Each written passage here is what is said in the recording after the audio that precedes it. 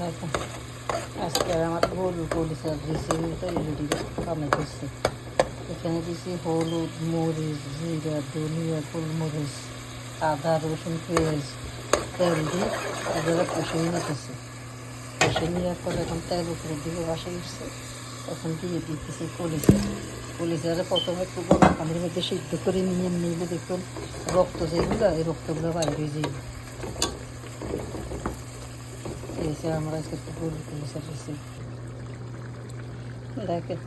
আমি কলিজা রান্না করতেছি, ভুনা করতেছি নারকেল দিয়ে। নারকেলের সাথে একটু গরুর দুধ অ্যাড করি বা একটা ক্রিম অ্যাড করি, এভাবে অ্যাড করে তারপরে কলিজাটা একটা ভুনা করে দিতে। একটু কলিজাটার মধ্যে অনেক টেস্ট আই, আমাদের একটু দুধ বা ক্রিম দিই, সাথে নারকেল তো দিবেন। এই দেখেন আজকের আমার গরুর কলিজার রেসিপি। গরুর কলিজা ভুনা করছি নারকেল দিয়ে, সাথে সামান্য একটু আলু দিয়ে দিচ্ছি। চাইলে আলু দিতে পারেন, না না দিলে নাও দিতে পারেন। এই হচ্ছে গরুর কলিজার রেসিপি।